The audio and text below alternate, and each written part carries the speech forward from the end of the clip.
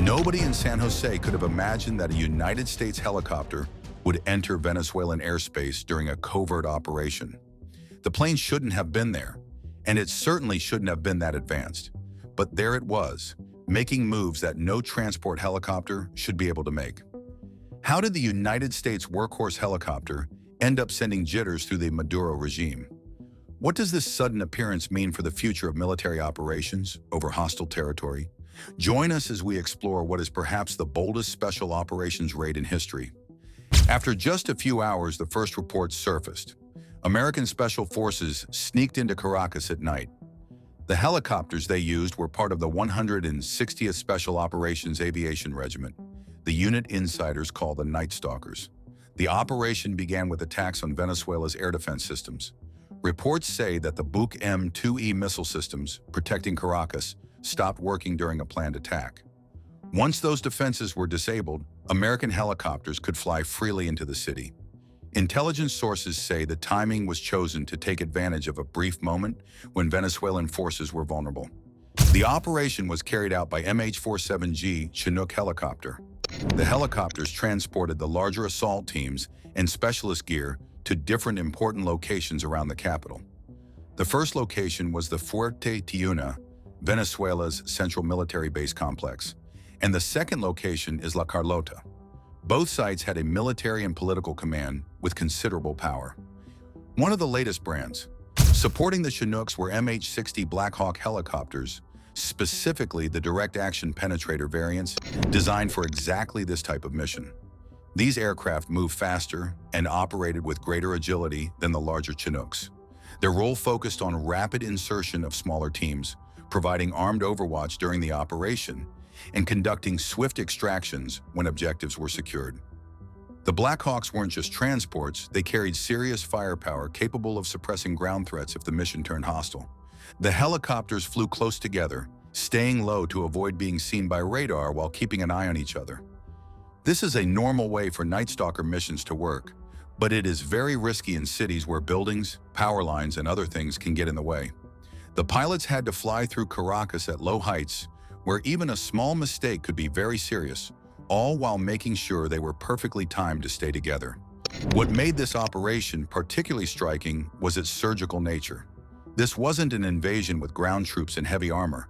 It was a focused raid designed to achieve specific objectives and withdraw before Venezuelan forces could mount an effective response. The entire operation, from initial insertion to final extraction, likely took less than an hour. That speed is what made it possible and what made it so psychologically devastating to those watching from the ground. The starting places for the helicopters were not clear at first, but experts suggested a few ideas. Ships like the USS Iwo Jima could have acted as floating bases near Venezuela. Another option was airfields in Puerto Rico, which were close enough for helicopters with extra fuel tanks. Both choices meant that American forces didn't need a lot of support on the ground in Venezuela and could stay out of Maduro's reach until they were ready to act. The effect on people's minds was instant. People in Caracas said they heard loud helicopter sounds early in the morning and saw military helicopters flying openly over government buildings. For a long time, the Maduro government seemed strong and untouchable. But now American Special Forces were flying in the capital like the Venezuelan military didn't matter. The message was clear. If the United States wanted to find someone in Caracas, there wasn't much Venezuela could do to stop them. Venezuelan military units scrambled to respond, but by the time they mobilized, the helicopters were already gone. Some reports suggested Venezuelan aircraft attempted to intercept the American formation but were either jammed electronically or deterred by the threat of engagement with far superior technology. Venezuelan air defenses that had been knocked offline stayed offline, leaving Caracas exposed for the duration of the mission. Within hours of the raid, President Donald Trump made an announcement that confirmed what many had suspected. Nicolas Maduro was taken and removed from Venezuela. This made people wonder about international laws and the rights of countries. The Venezuelan government, or what was left of it, said this was an illegal invasion and kidnapping. But without Maduro in charge, their response was confused and unclear. Different groups in the Venezuelan military and government had a hard time figuring out who was in charge and what they should do. The Caracas operation was impressive because it was very complicated. It involved using different types of helicopters, working together with teams, keeping in touch in a busy city with a lot of electronic noise, and staying safe from a government that was aware it was being targeted. The mission was successful without any American injuries or big problems, which showed that it was planned and carried out very well. Days after the operation, details continued emerging through unofficial channels. Reports suggested the assault teams had used intelligence gathered over months, tracking Maduro's movements and identifying patterns in his security protocols. The timing of the raid exploited a moment when he was at a known location with reduced security, creating the opportunity special forces needed. The footage hit social media within hours. Grainy smartphone videos showed a massive twin-rotor helicopter executing moves that defied everything people knew about Chinooks. The aircraft banked hard, dropped altitude in seconds, then accelerated away at speeds that seemed impossible for something that size. Venezuelan military officials scrambled to respond, but by the time they mobilized, the helicopter had already crossed back into international airspace. The avionics suite of the helicopter was completely overhauled. The fuel system received special attention. Extended range tanks increased the operational radius to over 700 miles without refueling. That might not sound impressive compared to fixed-wing aircraft, but for a helicopter, it was revolutionary. Combined with aerial refueling capabilities, the MH-47G could theoretically operate indefinitely, limited only by crew endurance and mechanical reliability. The area where the crew sat turned into a command center. They could work with ground troops, control several aircraft, and guide air support while flying. The communication systems were secure and changed frequencies often, making it hard for others to listen in. The helicopter could also act as a relay, helping teams talk to each other even when they were far away from regular radio signals. Special operations forces had been asking for these capabilities for decades. Previous helicopters required extensive support infrastructure and couldn't operate deep in hostile territory for extended periods. The MH-47G changed that equation completely.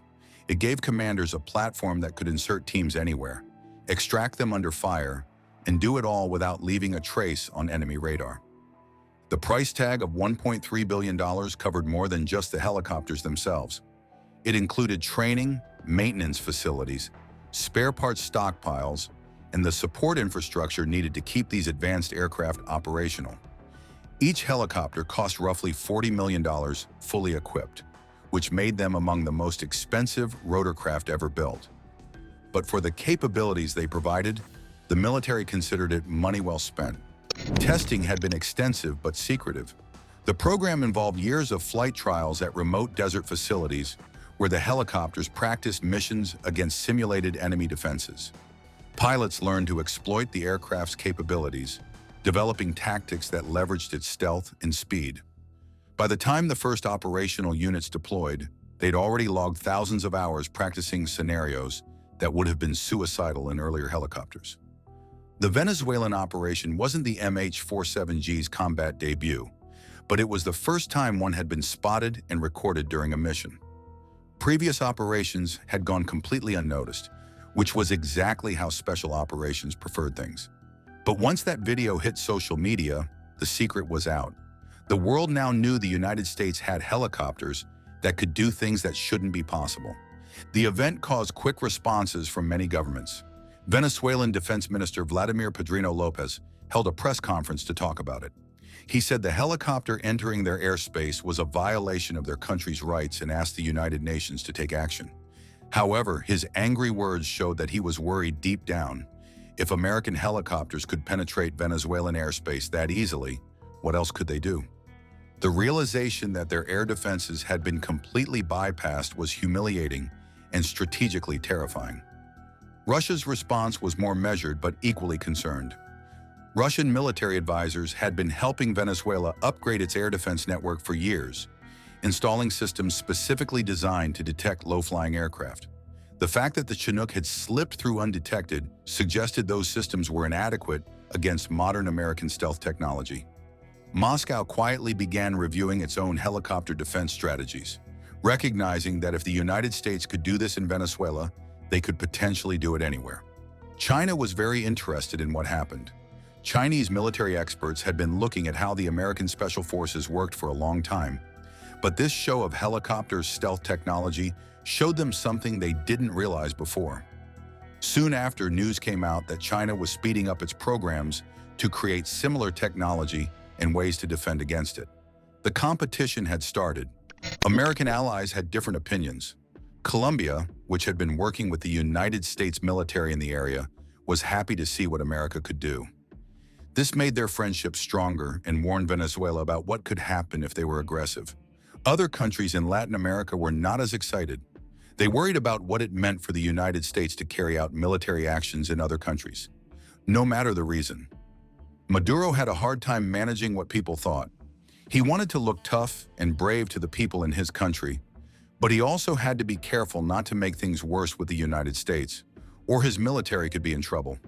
What he said in public was a tricky balance between being angry and being calm. He spoke out against the wrong done to Venezuela, but didn't take actions that could lead to bigger problems. Intelligence communities worldwide began reassessing what they thought they knew about American helicopter capabilities. The MH-47G had been rumored for years, but seeing it in action provided concrete evidence of just how advanced the technology had become. Analysts started connecting dots, reviewing past operations where helicopters had seemingly appeared and disappeared without explanation. Patterns emerged suggesting the Venezuelan incident was far from unique. It was just the first time anyone had captured it on video. Defense companies noticed the economic effects too. Boeing's stock price went up when people heard about the operation's success because investors realized that other countries would want the same technology. Many allied nations started asking for information about upgrading their helicopters. Everyone was curious if they could purchase this technology or if they needed to create their own. What made the Venezuelan incident particularly significant was its timing in the broader context of military aviation development. While much attention had been focused on fighter jets, drones, and missile systems, helicopters had been quietly evolving in the background. The MH-47G represented a leap forward that changed calculations about how special operations could be conducted and defended against. The operation also demonstrated something that worried military strategists: the growing gap between advanced militaries and everyone else. Countries with older defensive systems suddenly realized they had no effective counter to this technology. Even relatively modern air defenses had proven inadequate. The strategic implication was clear. Only nations with cutting-edge technology could effectively challenge American military operations, and very few countries possess such capabilities. For Special Operations Forces, the Venezuelan mission validated years of investment and training. They now had a platform that could take them almost anywhere, survive in hostile environments, and extract them under conditions that would have been impossible before. It expanded the operational envelope dramatically, giving commanders options they'd never had. The success also brought up some tough questions about future wars. If helicopters could fly almost freely in areas where countries disagree, how would other countries react? A likely answer is that they would create better ways to find and fight against stealth helicopters. Every new technology eventually faces something that can stop it, and this situation would be no exception. The details that came out after the event showed how advanced the MH-47G helicopter had become. It could fly up to about 196 miles per hour, which is much faster than older Chinooks. It could now operate at heights of 20,000 feet, letting it work in high mountains where earlier models couldn't go. The rotor system was much quieter, making less noise than regular Chinooks. Stealth characteristics were harder to quantify, but clearly impressive. Reports suggested the helicopter's radar cross-section had been reduced by orders of magnitude compared to conventional Chinooks. Combined with electronic countermeasures, this made detection extremely difficult until the aircraft was very close. Once detected, the helicopter's defensive systems could jam targeting radars and disrupt missile guidance, buying time to escape. The mission profile flexibility stood out as well. The Chinook could conduct personnel recovery, direct action raids, infiltration and exfiltration, special reconnaissance, and even combat search and rescue operations. It carried enough firepower to defend itself if necessary, with door-mounted machine guns and provisions for additional weapon systems. The helicopter wasn't just a transport, it was a complete special operations platform. Maintenance requirements remained a concern, though. Advanced systems meant complex upkeep, requiring specialized tools and trained technicians.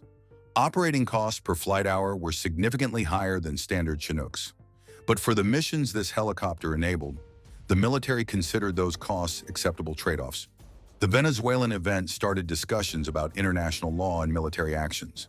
Legal experts wondered if secretly sending in a helicopter broke Venezuelan sovereignty in a different way than other military actions. Since no shots were fired and everything happened quickly, it was harder to categorize than a regular military attack. Was it spying, a rescue mission, an act of war? The unclear situation itself became a strategic benefit, making it hard for opponents to know how to react. Looking at similar programs worldwide reveals how this technology race is accelerating. Russia has been developing the Mi-171 Storm, a heavily modified transport helicopter with enhanced defensive systems and stealth characteristics. While not as advanced as the MH-47G, it represents Moscow's attempt to close the capability gap. Chinese Z-8L helicopters have received upgrades focused on electronic warfare and stealth, though their effectiveness remains unclear. Different European countries have different ways of doing things.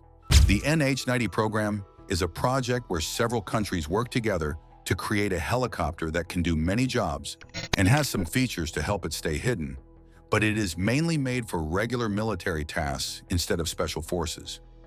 In Britain, the Chinook helicopters have been improved to be safer and better for missions, but they haven't used as much stealth technology as the American helicopters. Israel uses upgraded Yasur helicopters that are based on older Chinook models. These helicopters have many improvements to help them work well in dangerous situations. Instead of focusing only on being hidden, they have strong defense systems and tools for electronic warfare. Because of Israel's experience in the field, these changes are effective solutions to make helicopters safer in combat. The technology shown in Venezuela will eventually spread, but it might take some time. The engineering problems and costs mean that only rich militaries can try to develop similar abilities.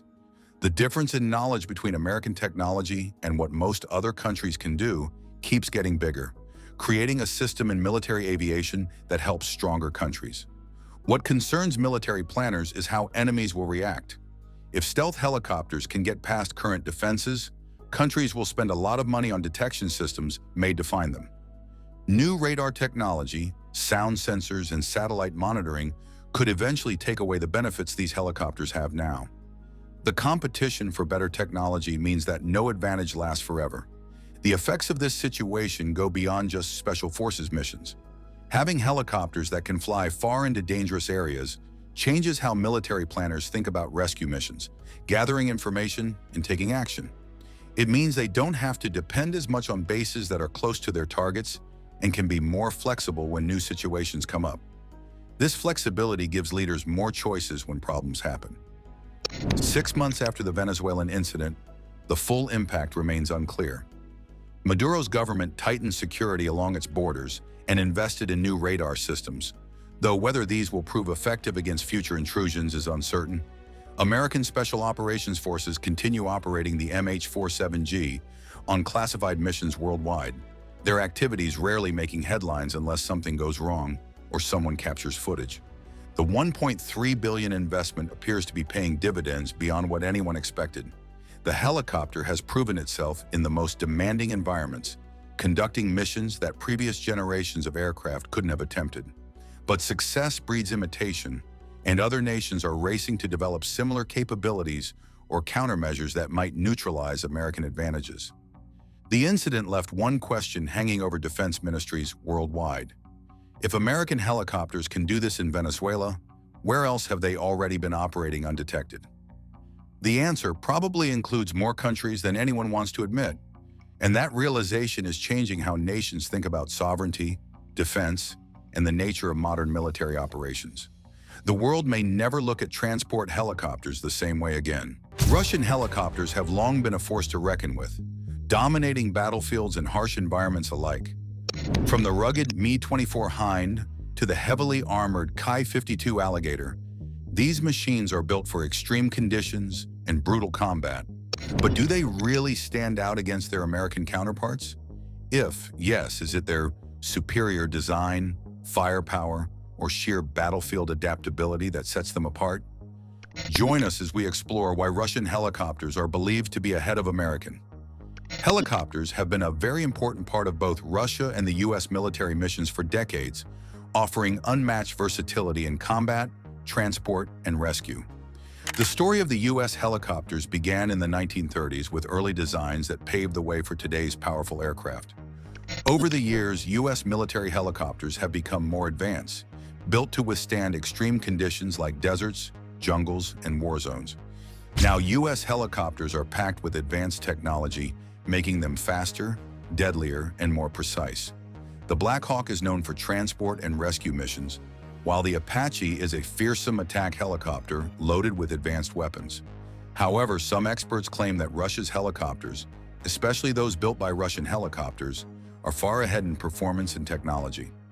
Russian models like the K-52 and Mi-28 are praised for their armor, firepower, and ability to operate in harsh environments. But does this mean Russia has truly taken the lead? And how close to the truth is this claim? Let's get into it. Helicopters first appeared as military tools in the 1930s, with both Germany and the United States exploring their potential. These early flying machines were quite different from the advanced helicopters we see today, but they laid the foundation for modern military aviation. Germany took an early lead with the Heinkel 49, one of the first military helicopters. It was mainly used for reconnaissance, helping spot enemy movements from above. This marked the start of helicopters playing a role in warfare. More German designs soon followed, including the Flettner FL-282 Colibri and the Focke-Wulf FW-61. These helicopters were small and fast, with the ability to hover and move in tight spaces, making them useful for specific missions during World War II. However, their service was limited due to wartime production challenges. On the other side of the Atlantic, the United States was also working on helicopter technology. The Vought Sikorsky VS-300 was a key breakthrough. This helicopter had multiple engines and introduced design features that influenced future models. It led to the creation of the Sikorsky XR-4, which became the first helicopter to be mass-produced for the U.S. military. The XR-4 proved that helicopters could be reliable tools for combat and support operations, pushing the U.S. to invest more in rotorcraft technology.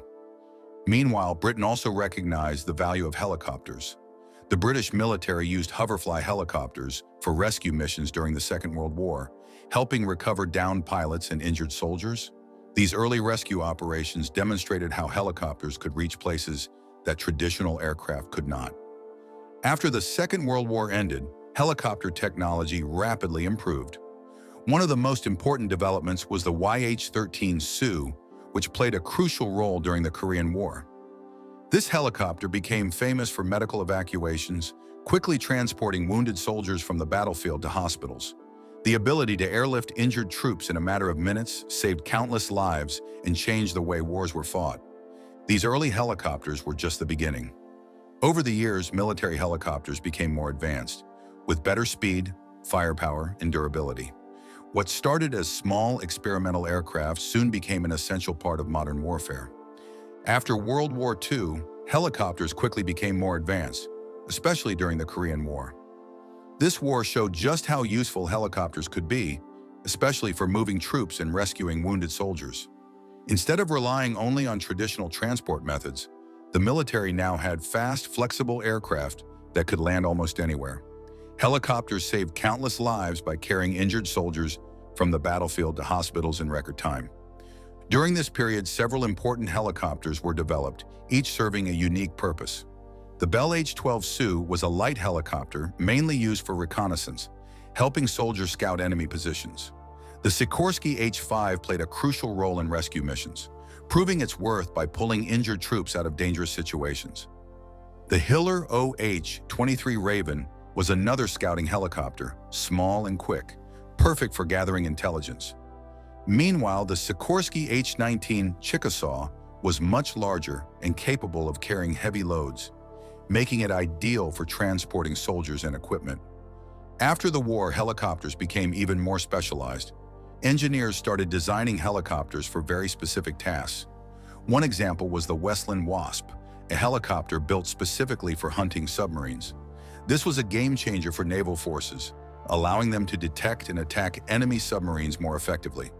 It wasn't just the military that saw the value of helicopters. Civilian helicopters also played a big role in shaping future designs. The Sikorsky S-51 and Bell 47 were among the most famous, used for things like medical transport, news reporting, and even agriculture. These helicopters introduced turbine-powered engines, which made them faster, stronger, and more reliable. The success of these civilian models influenced military engineers, leading to even better designs for combat helicopters. The Vietnam War is often seen as the most iconic period for military helicopters, thanks to the Bell UH-1 Huey. This helicopter changed warfare forever, becoming a symbol of the conflict. It was used to transport troops, carry supplies, and rescue wounded soldiers from the dense jungles of Vietnam. Before helicopters like the Huey, moving soldiers and evacuating the injured took much longer and was far more dangerous. But with the Huey's ability to land in tight spaces and take off quickly, military tactics changed completely. The U.S. Army could now deploy troops rapidly and provide medical help faster than ever before. The Vietnam War also introduced another game-changing helicopter, the Bell AH-1 Cobra. This was the first helicopter built specifically for attacking enemy forces. While the Huey focused on transport, the Cobra was designed for combat, armed with powerful guns and rockets. These helicopters showed the world how helicopters could dominate the battlefield, and their success shaped the future of military aviation. After the Vietnam War, military helicopters continued to improve, especially during the Cold War. As tensions between the U.S. and the Soviet Union grew, the need for better helicopters became more urgent. The military needed helicopters that could move faster, carry heavier loads, and handle more dangerous missions. One of the most important helicopters to emerge during this time was the AH-64 Apache. Introduced in 1984, the Apache was a powerful attack helicopter, packed with advanced weapons, night vision technology, and strong armor. Unlike earlier helicopters, the Apache could target enemies with precision and survive in intense battle conditions. Even today, it remains one of the deadliest military helicopters in the world. Another major advancement was the UH-60 Black Hawk, introduced in 1979. This helicopter became a key asset for the U.S. military, used for transporting troops, evacuating the wounded, and delivering supplies. The Black Hawk was faster, more durable, and more versatile than previous transport helicopters, making it a crucial part of modern military missions. For carrying heavy loads, the CH-47 Chinook, introduced in 1962, became the go-to helicopter. With its twin rotors, the Chinook could lift massive amounts of cargo, making it essential for moving supplies, vehicles, and even other helicopters. It was particularly useful in tough terrains where trucks or planes couldn't reach. These helicopters weren't just improvements. They completely changed how wars were fought. With better technology, stronger firepower, and improved mobility, helicopters became a key part of military operations. Whether in combat, rescue missions, or transporting equipment, they proved to be irreplaceable. Today, these Cold War-era helicopters are still in use, constantly upgraded with the latest technology. Their impact on warfare is undeniable, and as military technology continues to advance, helicopters will remain a critical force on the battlefield. The U.S. military depends heavily on helicopters, with about 5,500 currently in service. These aircraft are essential for a wide range of missions, from transporting troops to launching attacks on enemy targets. With 317,000 personnel in the Air Force alone, helicopters is important in moving soldiers, supplies, and equipment quickly and efficiently. Their ability to take off and land without runways makes them ideal for operations in remote or dangerous areas. One of the most important helicopters in the U.S. military is the UH-60 Black Hawk. This helicopter is mainly used for transporting troops and carrying out medical evacuations. Its reputation for being tough and dependable makes it a key part of combat missions. The Black Hawk can operate in a variety of environments, including deserts, jungles, and urban battlefields, providing critical support to soldiers on the ground. In addition to troop transport, it is also used for search and rescue missions, disaster relief, and special operations. For heavy lift operations, the CH-47 Chinook is the military's top choice. This helicopter is designed to carry large amounts of cargo over long distances, making it essential for supplying troops and moving equipment. Its twin-rotor design gives it incredible lifting power, allowing it to transport everything from ammunition and supplies to vehicles and small boats. The Chinook's ability to carry heavy loads makes it invaluable in both combat and humanitarian missions. It has been used in disaster relief efforts around the world, delivering food, water, and medical aid to those in need. The U.S. military also relies on attack helicopters to provide firepower during combat missions.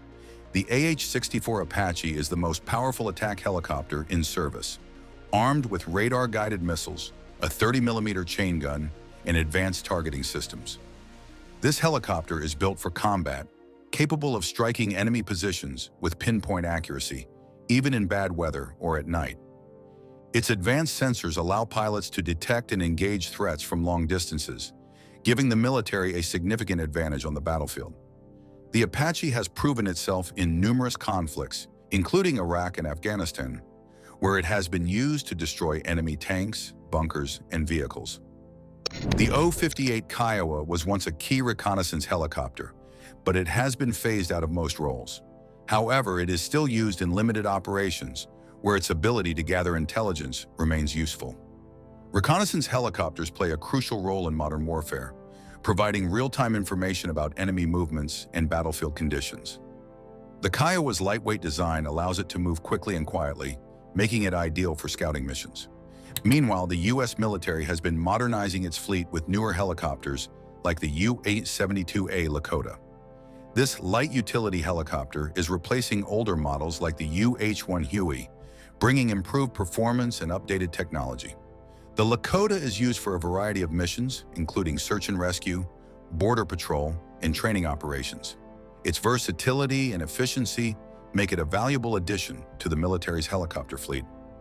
Over the past 2 decades, significant advancements have been made in helicopter technology. The UH-60M Black Hawk has received upgrades that include newer engines and digital avionics, making it more powerful, reliable, and easier to operate. These improvements have increased its speed and maneuverability, allowing it to perform better in high-stress combat situations. Similarly, the CH-47F Chinook has been modernized with better engines and avionics, improving its ability to carry heavy loads over greater distances. These upgrades ensure that the Chinook remains one of the most effective transport helicopters in the world. One of the most innovative additions to the U.S. military's helicopter fleet is the V-22 Osprey.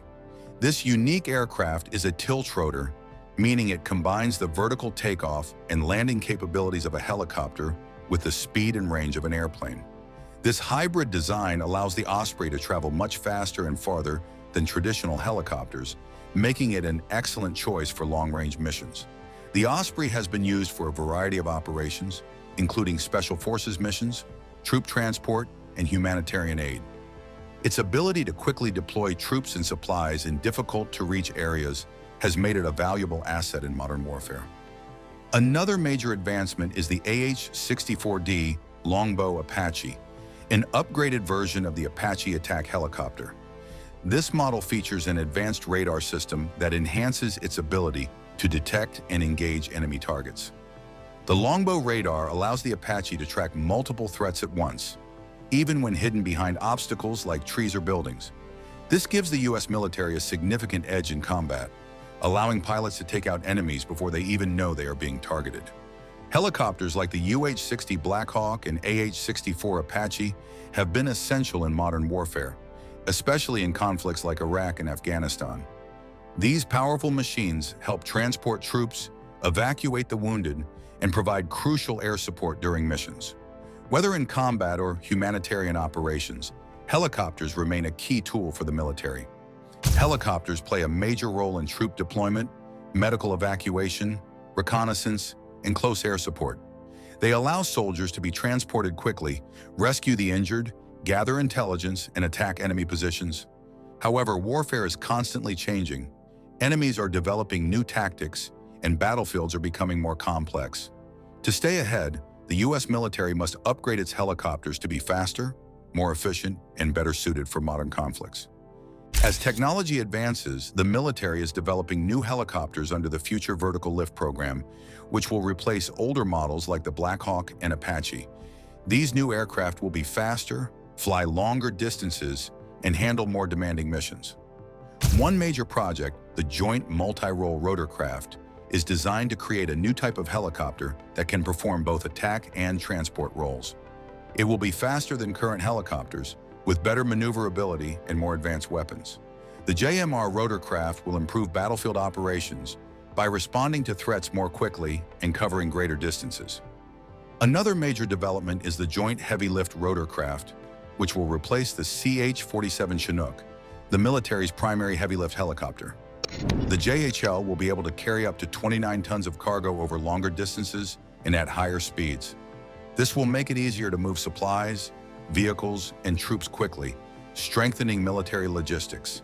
The future of military helicopters will be shaped by groundbreaking technologies. Electric propulsion systems will reduce fuel use and increase efficiency. Autonomous flight capabilities will allow helicopters to operate with minimal human control. Advanced stealth technologies will make helicopters harder to detect by enemy radar. New designs like the Bell V-280 Valor and Sikorsky Defiant are leading this revolution. These helicopters will combine speed and agility, changing the way the military operates in future conflicts. With these advancements, the next generation of military helicopters will bring faster response times, more flexible mission capabilities, and lower operating costs. As war strategies continue to evolve, helicopters will remain a critical force in modern battlefields. The question now is, will these innovations be enough to maintain U.S. air dominance, or will rival nations take the lead? The technological rivalry between Russia and the U.S. has lasted for decades, with both nations leading in innovation and military advancements. This competition has produced groundbreaking technologies that continue to shape modern warfare. One area where this rivalry is particularly intense is helicopter development. But is Russia truly ahead of the U.S. in this field? Let's explore the evolution of Russian helicopters and see how they compare. In recent years, Russia has been rapidly increasing its production of military helicopters, and the numbers speak for themselves. On August 7, 2024, Sergei Kamazov, the CEO of Rostec, Russia's state-owned defense conglomerate, announced that helicopter production had more than doubled under the state defense order. In 2022, Russia produced 296 helicopters, a massive jump from the 134 made in 2021. This sharp increase is part of Russia's effort to strengthen its military capabilities amid the ongoing war in Ukraine and rising tensions with NATO. Russian attack helicopters, particularly the Mi-28 and K-52, have become a major force on the battlefield. Since June 2022, these helicopters have been playing a crucial role in targeting Ukrainian armored vehicles. They have destroyed newly supplied Western hardware, such as M2 Bradley fighting vehicles and Leopard main battle tanks, while also supporting Russian assaults on Ukrainian positions. Videos released by Russian military sources often show these helicopters in action, demonstrating their effectiveness in real combat situations. Despite the decline of some Russian military equipment since the Cold War, Russian attack helicopters are still considered among the best in the world. The Mi-28 and K-52 were developed from scratch after the Cold War and have been produced in large numbers since the 2010s. Another key attack helicopter, the Mi-35, is a modernized version of the Soviet-era Mi-24 and remains in service alongside the newer models. These helicopters are designed to be heavily armed, well-armored, and highly maneuverable, making them a formidable threat on the battlefield. To increase their effectiveness, Russia has also introduced a powerful new weapon, the Vikhor-1 missile, specifically designed for the Ka-52. This missile allows helicopters to attack enemy targets from a safe distance, reducing the risk of being shot down by Ukrainian air defense systems. With Ukraine's air defenses weakening over time, Russian attack helicopters have become even more dominant in the war. On August 7, new footage was released showing a K-52 attack helicopter launching a guided missile to destroy a Ukrainian armored vehicle hidden among trees in the Zaporozhye region. These kinds of attacks have been happening more frequently as Ukraine struggles to defend against Russia's aerial firepower. The growing success of Russian attack helicopters has been largely attributed to Ukraine's dwindling stock of air defense missiles, making it easier for helicopters to operate freely over the battlefield.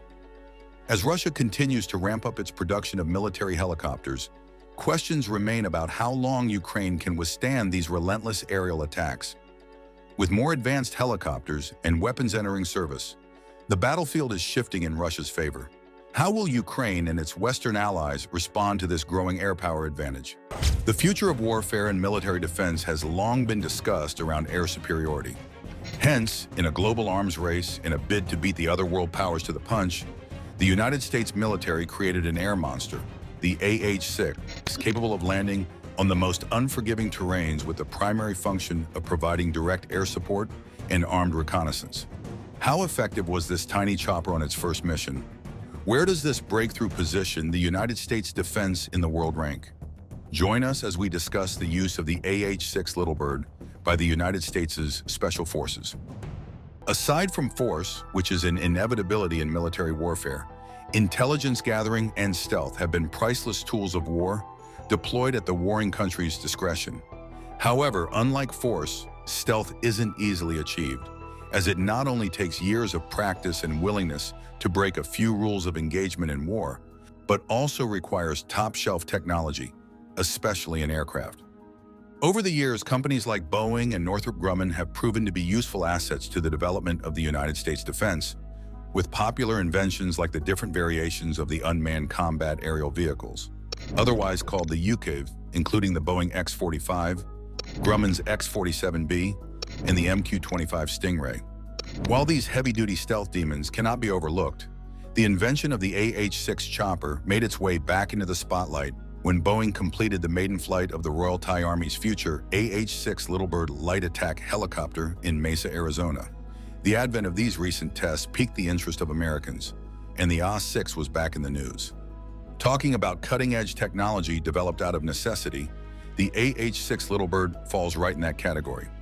It was built for its stealth attack capabilities to equip an elite team in the United States military called Special Forces.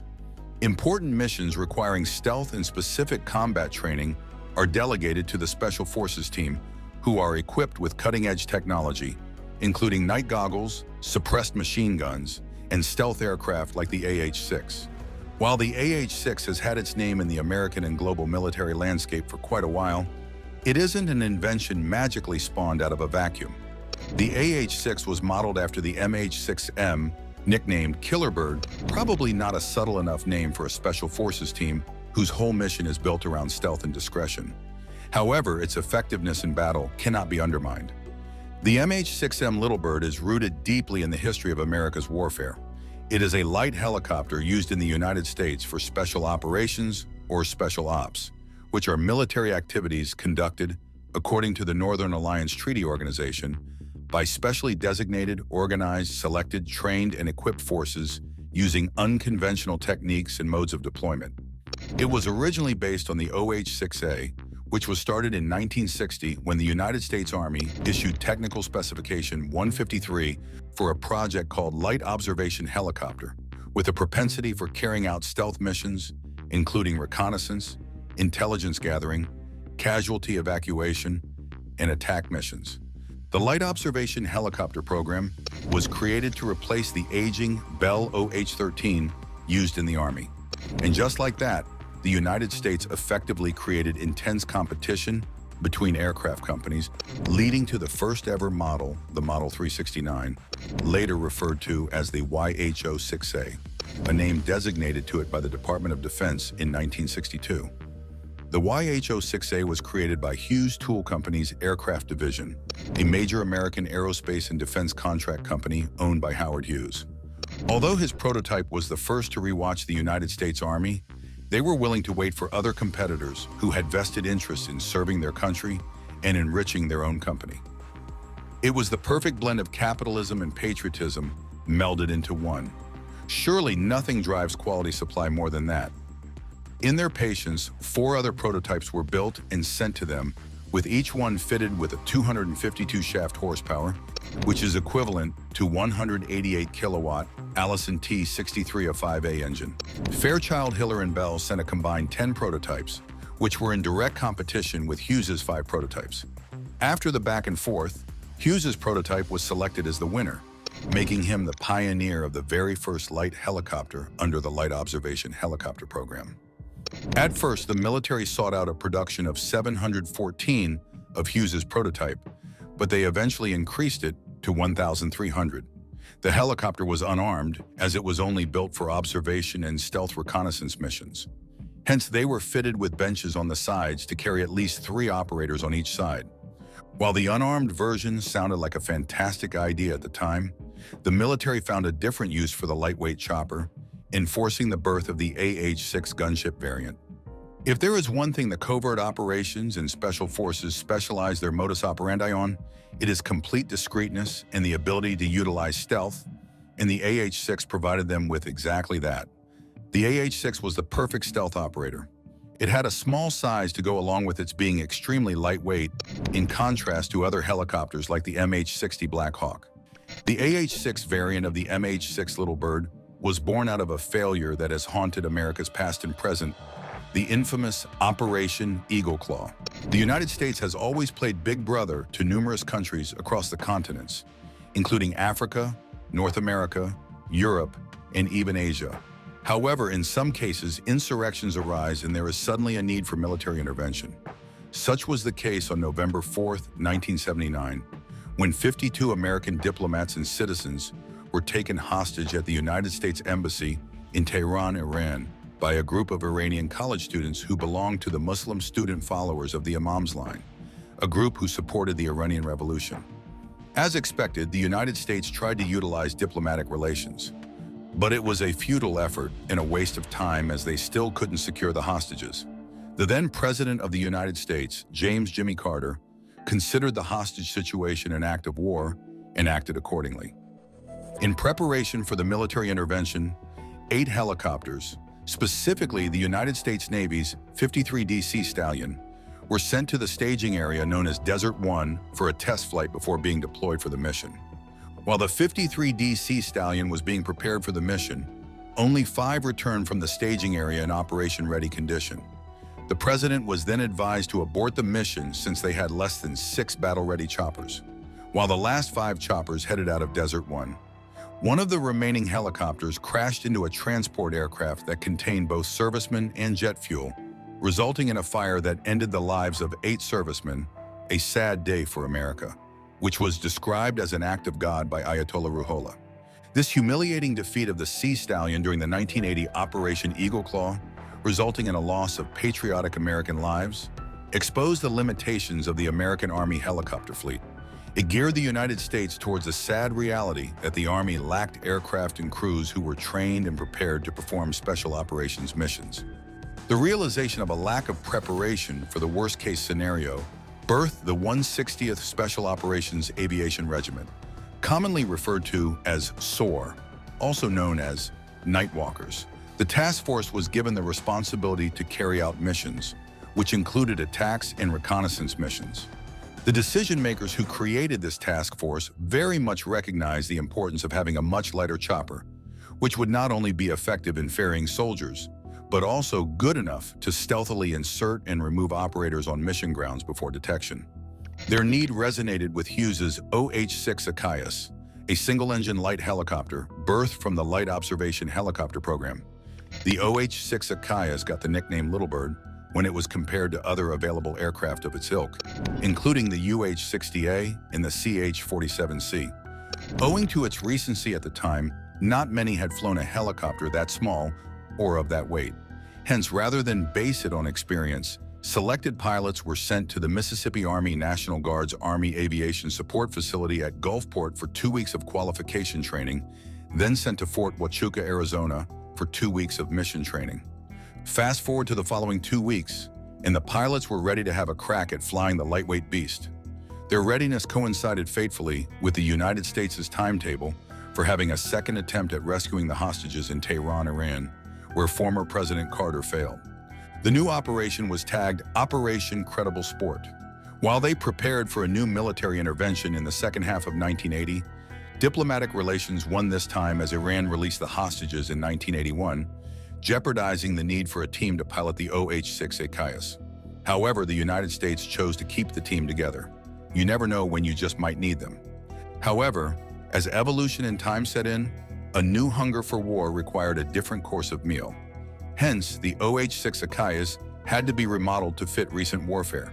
The OH-6 Achaeus's airframe was remodeled to create the MH-6, which only served the purpose of ferrying soldiers and operators for reconnaissance missions or for simply extracting and inserting soldiers on the mission ground.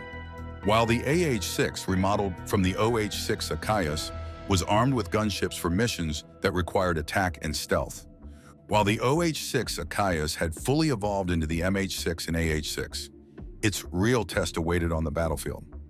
Luckily, a country with the size and ambition of the United States is never short of failed diplomatic relationships every now and then, resulting in a need to resort to force sometimes with biblical implications. And in 1993, the need arose with Operation Urgent Fury in Grenada. For the first time, Task Force 160 was called into overt combat action, and they delivered the most devastating blow during Operation Urgent Fury. On D-Day, the two newly evolved OH-6 Achaeus MH-6 and AH-6 were flown to the Eastern Caribbean from a base in North Carolina, where they were discreetly transported inside a Lockheed C-130 Hercules, an American four-engine turboprop military transport aircraft designed and built by Lockheed, capable of using unprepared runways for takeoffs and landings.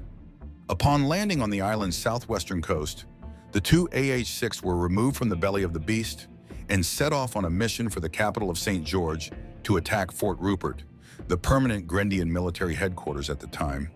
The little birds were piloted head-on into the thick of things and straight into the action. However, the Grenadian defenses at their headquarters just didn't budge. The little bird found them so formidable that they were returned to base in a short span of 10 minutes. Their quick evacuation from the war created a vile rumor in the media, with reports stating that a variant of the OH-6 Achaeus was shot out of the sky during the war. Reports from the United States pawned the news off as a vile rumor from the opposition, trying to verbally jeopardize the military might of the United States. Although the AH-6 might have been found wanting in war, the MH-6 was utilized for other missions during Operation Urgent Fury. It was used to carry wounded servicemen, to get help from the medical team, and also to conduct an unscripted search and rescue for servicemen who had been shot down by the stiff anti-aircraft of the Grenadian Air Force.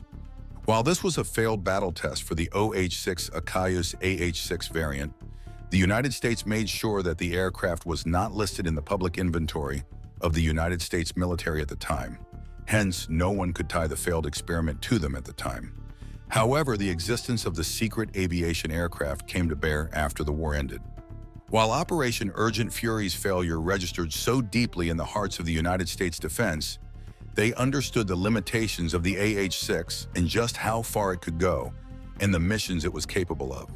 Although the limitations were registered, they needed a win to show their strengths, and Operation Prime Chance was the perfect battle to finally unleash the real strength of the AH-6 and the reconnaissance ability of the MH-6. Operation Prime Chance is nothing short of the classic Iran-Iraq clash, where they targeted each other's oil shipments when they passed the Persian Gulf. The United States' military might, Big Brother tendencies, and good diplomatic relationships brought Kuwait to their doorstep, seeking the help of the United States and asking them to use their flag on their oil shipment to avoid a bombing from the Iraq-Iran ongoing war when they crossed the Persian Gulf. Kuwait supported Iraq financially during the war. Hence, Iran, seeking their pound flesh, attacked every tanker under the Kuwaiti flag using either small boats, mines, or anti-ship missiles. To this effect, the United States deployed Navy warships as escorts for a Kuwait oil tanker named Al-Raqqa, but renamed SS Bridgerton to put it under America's protection. However, the SS Bridgerton still struck a naval mine, reflecting to the United States that more firepower and reconnaissance were needed to really protect any oil tanker crossing the Straits of Hormuz in the Persian Gulf. Therefore, they deployed the AH-6 and the MH-6 aircraft as counter-surveillance and attack measures. The AH-6 was given twice its original responsibility, which was always to attack since it was loaded with gunships. However, it was also deployed for both surveillance and patrol while working in tandem with other United States Special Operations units. During surveillance at 10 p.m., the two AH-6 Little Birds found the Iran Ager, an amphibious landing ship built by the Japanese, but used to lay naval mines by Iran in the Persian Gulf to distort oil exportation. Since the MH-6 carried forward-looking infrared, it had an excellent capability to detect and identify targets. And once it identified the Iranians who were laying the mines from the landing shop, the AH-6 opened fire, causing them to abandon the ship and the United States to capture it. And for the first time in a sensitive mission, the AH-6 just gave the United States a big win, cementing its place as an important part of the United States' history of diplomatic relations and warfare. The success of the AH-6 and the MH-6 in Operation Prime Chance not only showcases the strength of the OH-6 Caius variants, but also highlights their versatility and importance to the United States defense. However, in 1984, Hughes's aircraft company was taken over by Douglas McDonnell, who had it for 13 years before merging with Boeing and practically selling the aircraft division of the company to them. Boeing came in with a plan to take over the aviation space, and they got to it from day one, with an attitude to never leave any stone unturned. They recognized that the contemporary combat landscape has evolved. Hence, the tools to practice the trade must do the same. It is rarely news to anyone that warfare and technology over the years have reached an all-time high, with unmanned battle drones coming into the fray, while reducing the chance of fatality drastically. Hence, Boeing's decision to remodel and repurpose the AH-6 and MH-6 caught no one by surprise. In 2004, Boeing created a variant of the AH-6 that they named the Unmanned Little Bird, or ULB in popular parlance. The Unmanned Little Bird was based on the design specifications of the MD-500 family, which Boeing built from a civilian MD-530F. Its first flight was recorded on September 8, 2004, and made its first autonomous flight with safety pilot on October 16, 2004. The safety pilot procedure was ensured to create a safe testing environment such that there was a trained pilot in the Unmanned Little Bird who had access and control to the cockpit and could take charge immediately at the first of trouble or in emergency situations. Boeing's plan was like none anyone had seen before. They wanted to up the ante from the modus operandi of the 90s to unimaginable heights. Their production of the Unmanned Little Bird was also a precursor to introducing and demonstrating the capability of a whole new different air beast, the AH-64 Apache. The experiment was rather straightforward. It was a test to see if the Unmanned Little Bird could be controlled remotely from a manned aircraft like the Apache flying right next to it. Eyebrows were raised in doubts, but Boeing was ready to rumble, and this time they pulled out all the stops to make it work. The Apache was used to remotely control the ULB's weapons payload as a part of Boeing's Airborne Manned/Unmanned System Technology Demonstration, otherwise called A-MUS-D program. On the very first test, the Apache Longbow was grounded while the Unmanned Little Bird went airborne and was several miles away, while equipped with some Hellfire missiles. When the tester fired the missile from that distance, no one thought it would work except Boeing, of course. However, it did. Both aircraft were equipped with tactical data link equipment manufactured by L3 Technologies. Boeing understood the importance of having the flight completely unmanned with the safety pilot off. Hence, they put together their data from the test flights and had a go at it again, this time without safety on. So on June 30, 2006, from the United States Army's Yuma Proving Ground, the Little Bird flew unmanned for over 20 minutes, signifying a success. Following Boeing's success, different variations of the AH-6 have flooded the markets, and some good enough to fly special forces out to Mexico on their mission. The most advanced heavy-lift helicopter ever built is about to be transported. Japan's brand new $500 million CH-53 is being loaded into the massive C-5 for air delivery by the United States.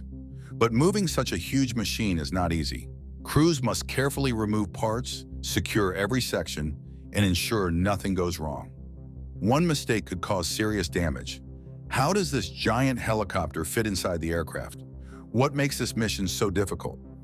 Join us as we explore how the U.S. is loading Japan's brand new $500 million CH-53 helicopters into massive C-5 for air delivery. The United States has built a helicopter that is stronger and more advanced than any heavy-lift helicopter before it. The CH-53 is one of the latest helicopters made for carrying large and heavy loads over long distances. It is designed to lift more weight, fly in worse conditions, and make work easier for the pilots. This helicopter is completely different from the older models, and it comes with new technology that makes it the best. For many years, helicopters have been used to move supplies, transport troops, and carry weapons into battle. But as time passed, the need for a stronger and smarter helicopter became clear. The older models had been in use for many years, but it was time for something different, and then the CH-53 was built. This helicopter can fly, travel farther, and take off in places where other helicopters would struggle. It can operate in hot deserts, cold mountains, and on ships in rough waters, but not for a long period of time. This helicopter was built to handle missions that no other heavy-lift helicopter could do before. The United States is not the only country that needs a helicopter like this.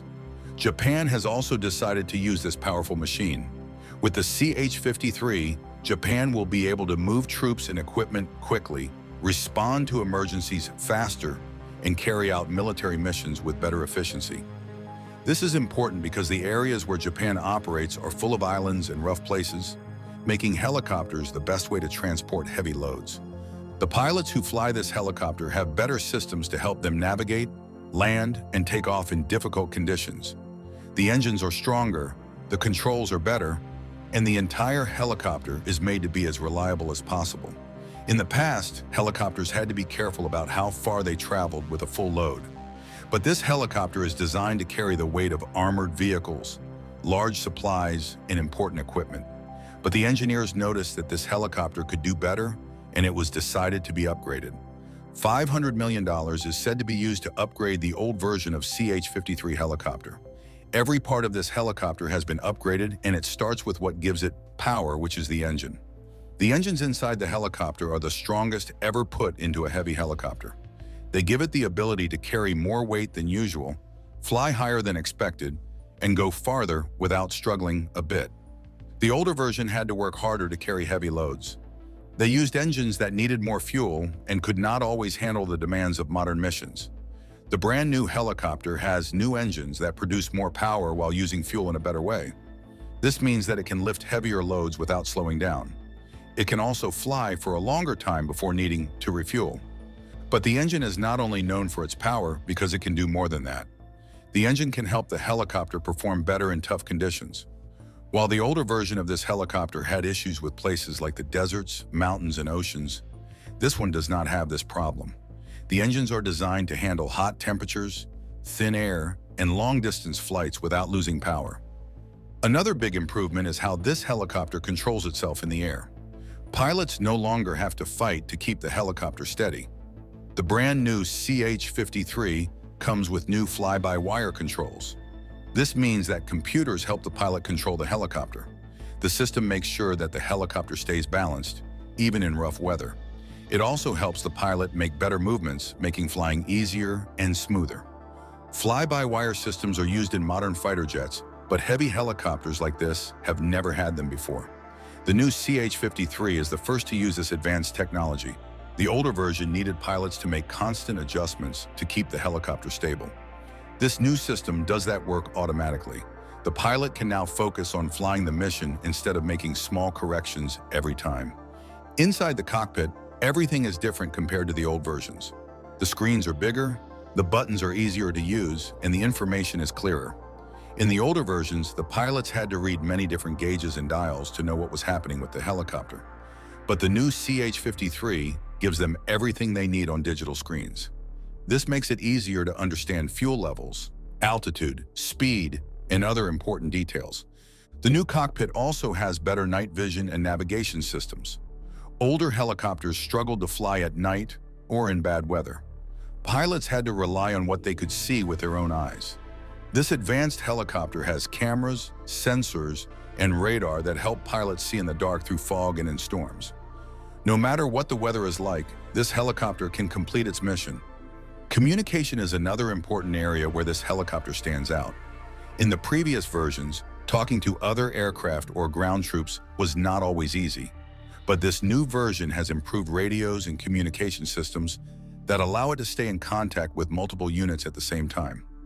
This is important in military operations where helicopters, ground forces, and command centers need to work together. This helicopter also has better self-defense systems. In battle, helicopters are often targeted by enemy missiles and weapons.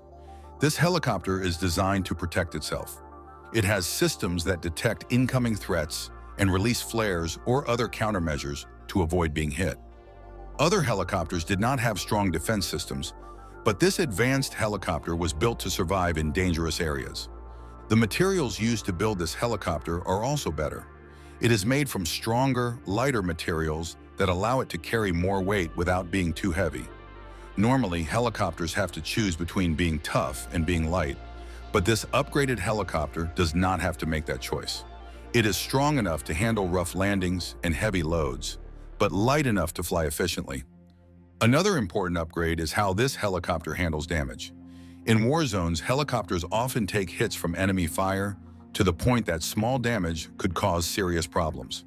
The new CH-53 is built to keep flying even if some parts are damaged. It has backup systems that allow it to complete its mission and return safely. Maintenance is also easier with this helicopter. Other helicopters took a long time to replace because they had complicated systems that required a lot of work. The brand new helicopter is designed to be easier to fix. The parts are made in a way that allows them to be replaced quickly. The maintenance crew can get the helicopter ready for its next mission faster than ever before. The way this helicopter handles fuel is also improved. Older ones needed refueling more often, which made missions take longer. The new CH-53 can carry more fuel and use it better. It also has the ability to refuel in the air, meaning it can stay in flight for a long time without having to land. Everything about this helicopter is designed for modern missions. It is stronger, faster, and more advanced than any heavy-lift helicopter. It has better engines, better controls, better protection, and better technology inside. Every part of it is made to help the pilots do their job more easily and safely. The brand new CH-53 is a helicopter made for the future. It is made to handle the needs of modern missions, from military operations to rescue missions. This helicopter is a completely new way of thinking about how heavy-lift helicopters should work. It is the strongest, smartest, and most reliable helicopter ever made.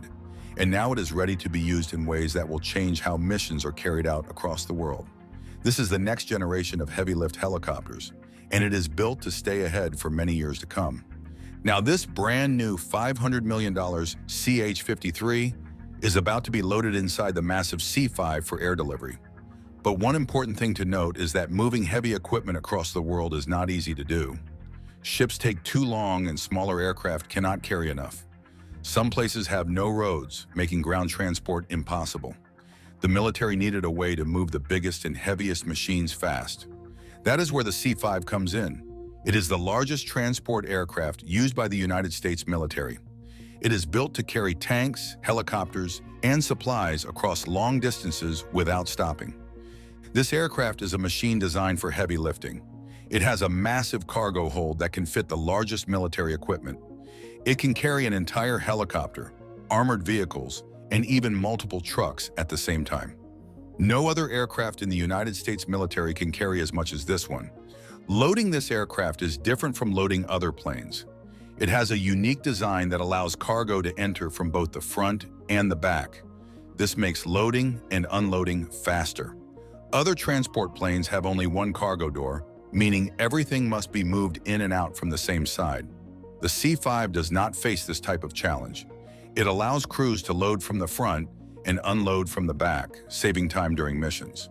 The size of this plane allows it to carry more supplies in a single trip. Instead of making multiple flights, it can complete the mission at once. This is important in military operations where time is critical. Troops need their equipment fast, and the C-5 delivers without delay. The engines on this plane are stronger than those on older versions of the aircraft.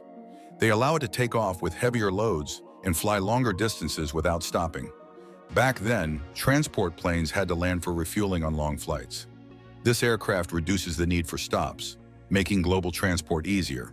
The aircraft is also built for rough conditions. It can take off and land on short runways, allowing it to reach remote bases. It can operate in extreme weather, flying through storms and harsh environments without trouble. One of the biggest challenges in military transport is moving helicopters. Helicopters are large, heavy, and difficult to transport by air. The C-5 is one of the few aircraft that can carry helicopters. Most transport planes require helicopters to be taken apart before they can be loaded. This aircraft's cargo hold is big enough to fit helicopters without removing parts of it so that it could fit in. This makes it easier to move helicopters across long distances and have them ready to fly as soon as they arrive. This transport aircraft also has an advanced loading system. In other transport planes, crews had to rely on external equipment to move cargo inside, but this plane has built-in ramps and a winch system that allows it to pull heavy loads into the aircraft. This means that helicopters, tanks, and trucks can be loaded without the need for extra machines. The process is faster, more efficient, and reduces the number of people needed to complete the job. The crew inside this transport aircraft is small, but they are highly trained. The aircraft is operated by a few pilots and loadmasters who are responsible for ensuring everything is packed and secured correctly. Loadmasters must know how to balance the cargo to prevent weight issues during flight. Every item inside the aircraft is secured to prevent movement. If cargo is not locked in place, it can shift during flight and cause problems. Another feature that makes C-5 special is that it has the ability to refuel in the air. This means that it does not have to land to get more fuel. This allows it to stay in the air longer and transport supplies over greater distances without stopping. This feature is especially important during military missions where time is critical. The C-5 is also used for another mission. When there is war, roads are often destroyed and ships take too long to arrive. This transport plane can carry emergency supplies, food, medical equipment, and rescue vehicles to areas that need help fast. It has played a major role in natural disasters by delivering important things needed to people affected by hurricanes, earthquakes, and other natural disasters. The size and strength of this plane make it one of the most important aircraft in military transport. Without it, moving large equipment would take much longer. It allows the military to respond to emergencies faster, supply troops more efficiently, and deliver heavy equipment anywhere in the world. The C-5 should not be seen as an ordinary transport plane, but it should be seen as a machine built for speed, power, and efficiency. It is designed to handle the toughest missions, carrying the heaviest loads across the longest distances. Whether moving helicopters, tanks, or emergency supplies, the C-5 is built to get the job done. Meanwhile, moving a CH-53 is not simple. It is one of the biggest helicopters in the world. It is wide, tall, and built to carry heavy loads. Now that it needs to be transported across long distance to another country, it cannot always fly by itself.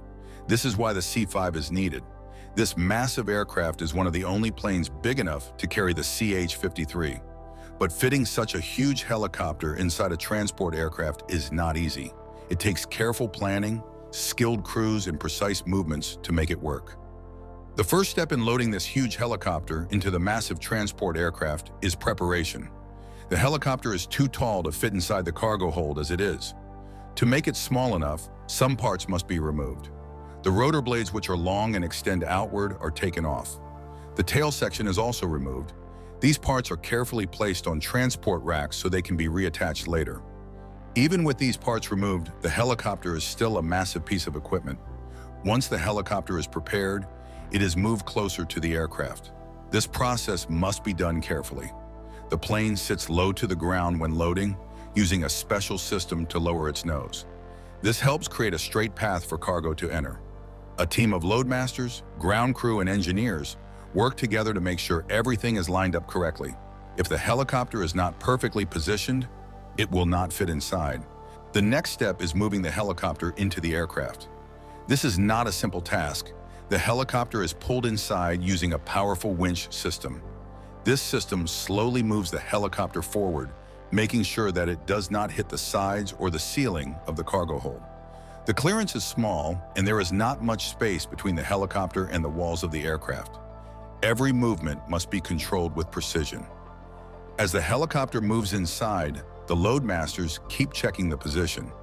They look at every angle, making sure it is aligned properly. If anything is even slightly off, they stop and make adjustments. They also watch for any parts of the helicopter that could get caught on the edges of the cargo bay. The process is slow, but it has to be done correctly. Once the CH-53 is fully inside, it must be secured. The helicopter cannot just sit freely in the cargo hold. If it moves during flight, there will be serious issues. Strong straps and chains are used to lock it in place. These are attached to special anchor points in the floor of the C-5. The loadmasters check every connection twice in order to make sure that the helicopter is completely secured. Though the C-5 is designed to carry heavy loads, but balance is really important. If the weight is not distributed correctly, the aircraft will not fly properly. The loadmasters calculate the weight of the helicopter and adjust the placement of other cargo if needed. Everything inside must be arranged in order to keep the aircraft stable during flight. Once the helicopter is secured, the crew prepares for the takeoff. The powerful engines of the aircraft are started, and it begins to walk down the runway. The pilots carefully lift off, making sure that the aircraft handles properly with the heavy load inside. During flight, the crew continues to monitor the cargo. They check the straps and make sure that nothing is shifted, and also confirm that everything remains secure. When the aircraft arrives at its destination, unloading the CH-53 is just as important as loading it. The process is done in reverse. The straps are removed, and the winch system carefully pulls the helicopter out of the cargo hold. Ground crews are ready to reattach the rotor blades and tail section so the helicopter can fly again. Transporting a CH-53 and a C-5 is not just about moving a helicopter. It is about precision, skill, and teamwork. The entire process must be done perfectly to make sure the helicopter arrives safely and is ready for action. Whether for military missions, disaster relief, or strategic deployments, the ability to transport such a large helicopter quickly is a major advantage. The C-5 and CH-53 together create a powerful combination. One is built for transport, and the other is built for heavy lifting. When they work together, they make sure that military forces can move fast, respond quickly, and complete their missions wherever they are needed. Modern warfare has always centered around two things: intelligence and aerial superiority.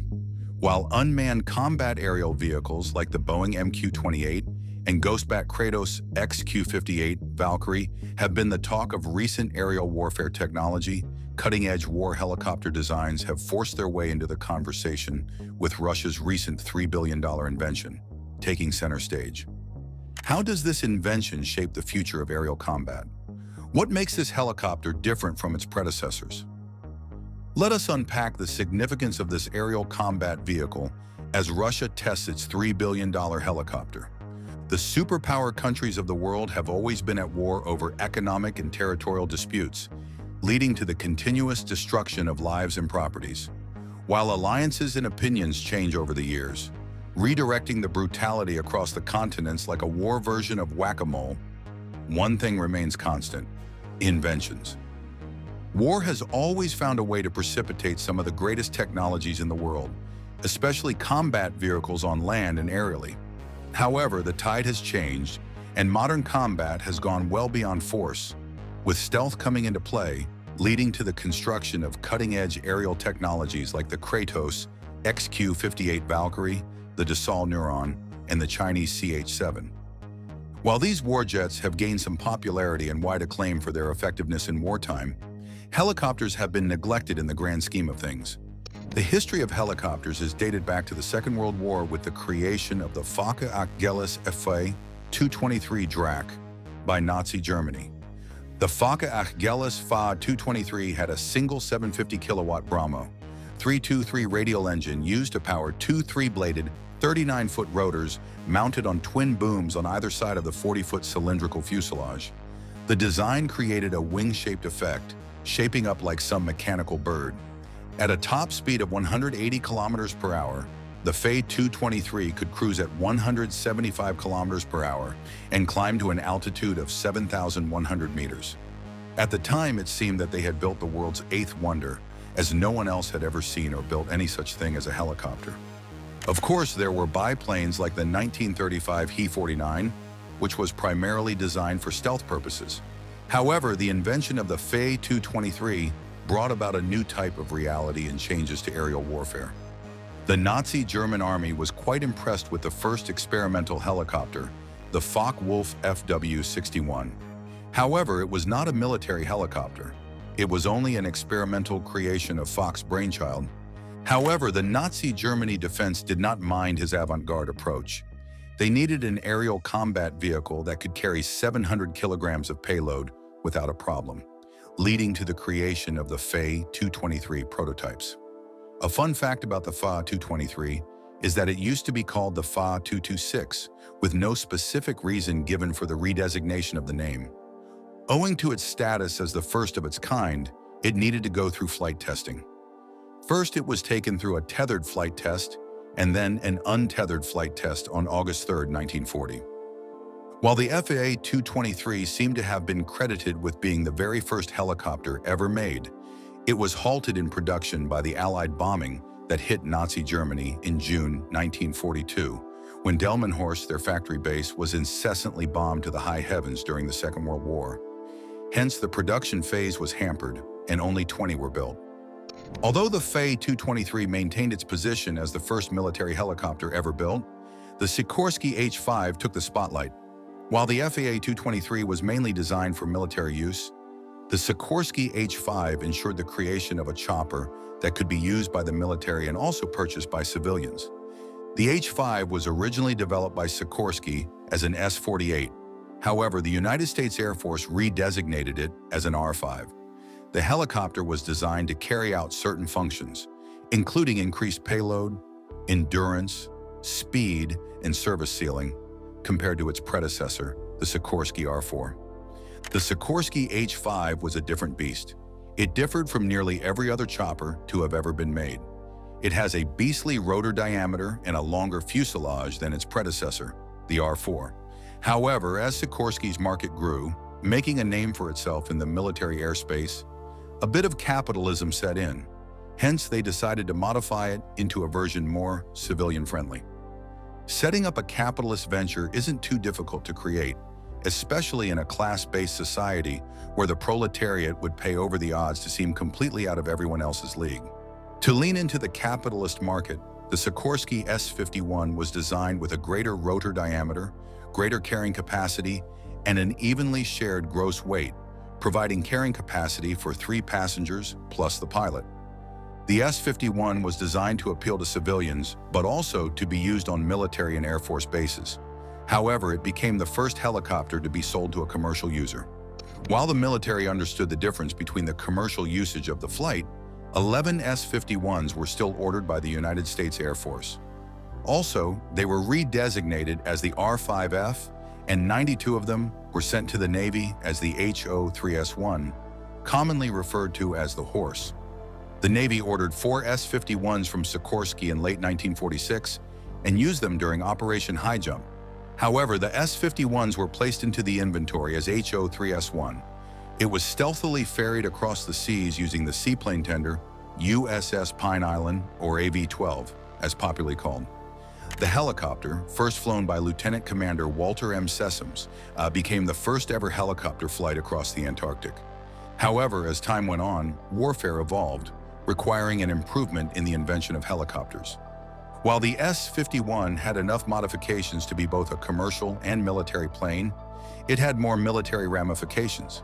During Operation High Jump, it was used as a utility helicopter for rescue and mercy missions throughout the world, highlighting questions if it should have been allowed for commercial use in the first place. While the United States dominated the helicopter space with Lockheed Martin and Sikorsky, a global arms race loomed in the air like a dark cloud, and the world's superpowers followed suit, especially the United States' biggest counterpart, Russia. While early helicopter development has been through different phases of creation and versions, Igor Sikorsky remains one of the most important shapers of the modern helicopter industry. However, as his name might suggest, he was never American. He is a Russian man who fled the country during the Bolshevik Revolution, seeking new opportunities in the United States. And just like that, the Russians lost a super inventor to the United States, owing to an instability in their government. Although Russia lost Igor to the United States, they weren't fazed by the success of his invention, as they believed that they could do the same. Hence, while Igor built his choppers in the United States, Russia reacted with a chopper of their own, the Mi-1.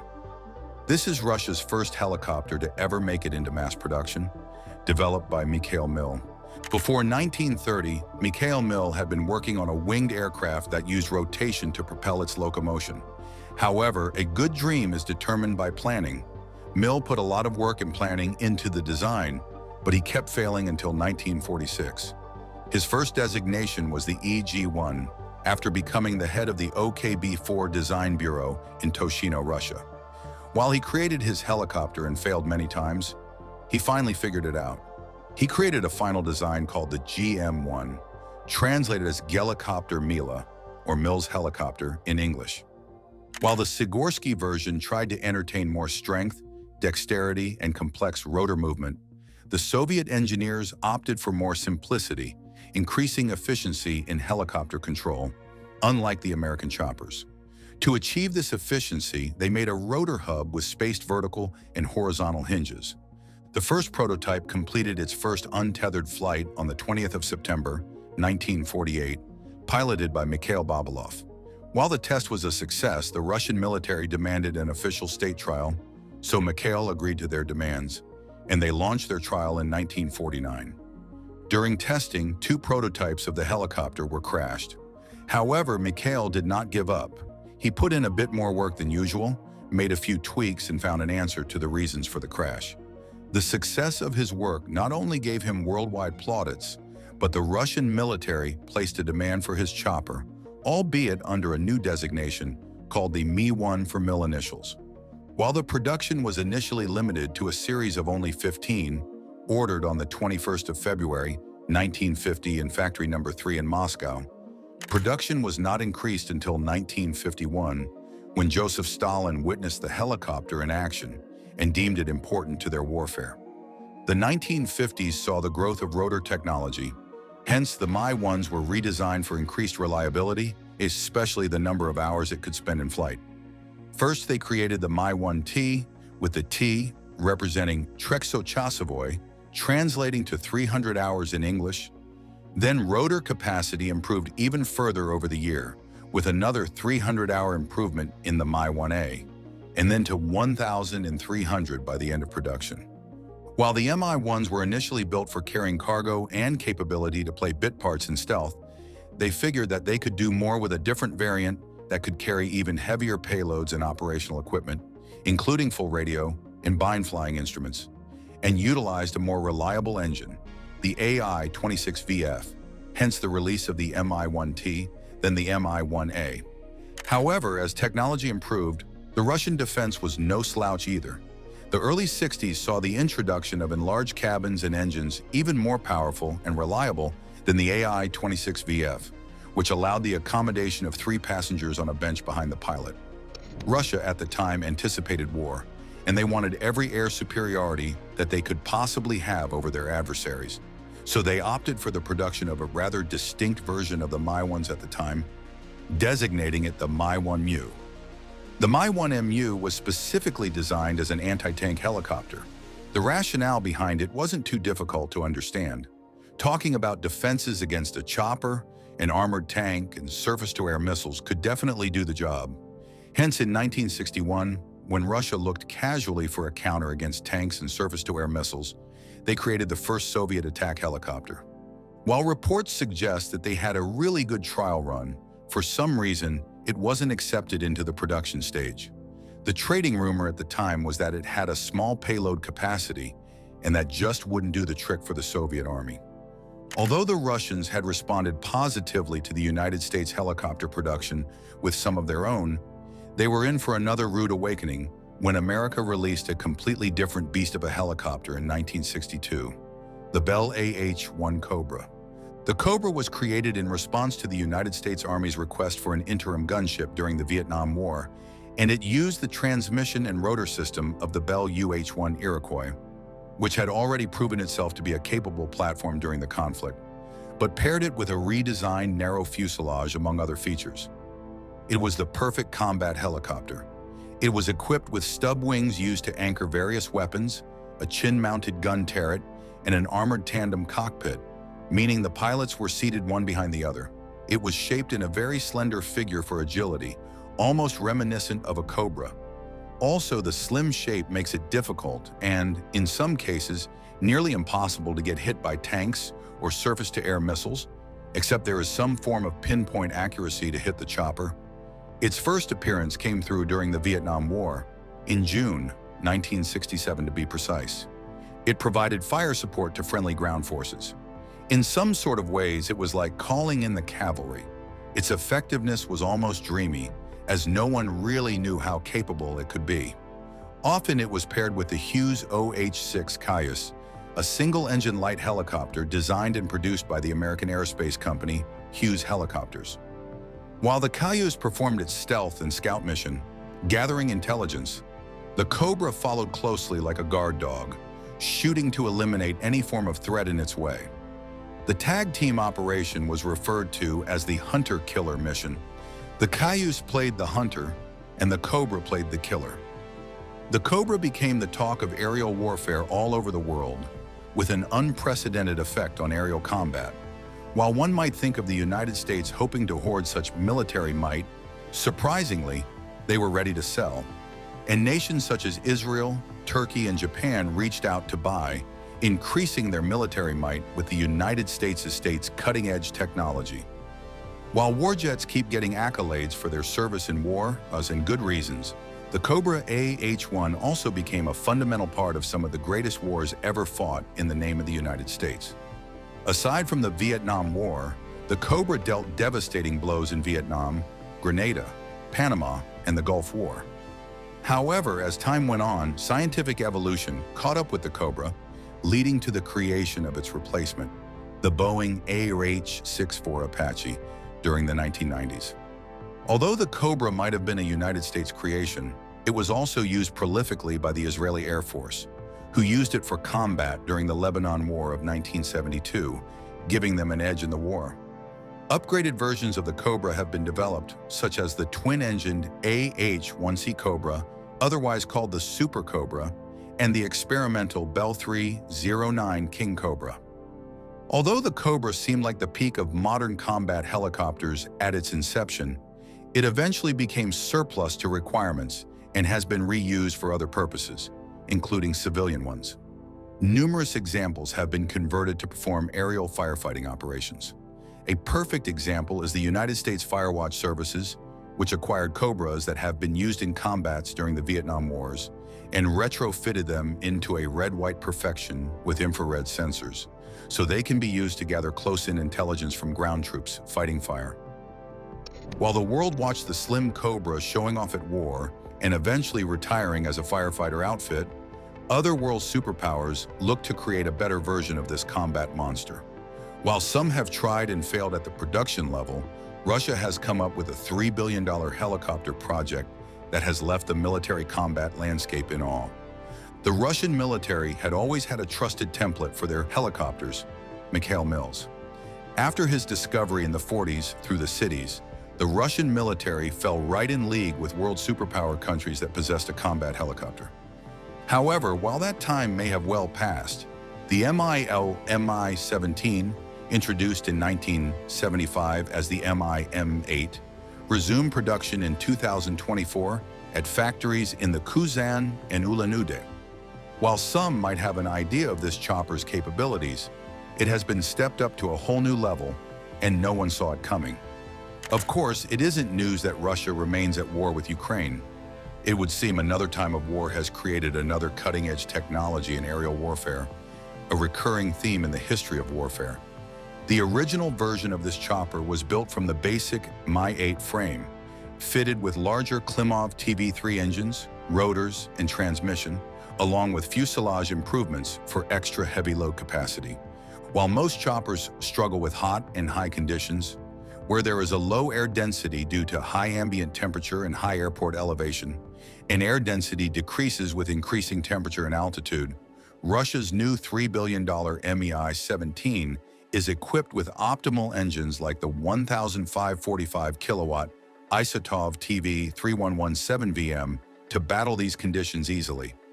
Although Russia has a reputation for keeping its military intelligence a secret, and unleashing it unexpectedly in combats, it has decided to export the Mi-17s, flexing its newfound military might and them sending a message of caution and protection. The helicopter has a specific design that has kept it completely different from every other kind. Its recognizable trademark is the tail rotor added to the port side instead of the conventional starboard side and dust shields in front of the engine intakes. The production sent a shockwave down the spines of competitors around the world, not only sparking a global arms race, but buyers queuing at Russia's door, banging on for a chance to buy this super air beast.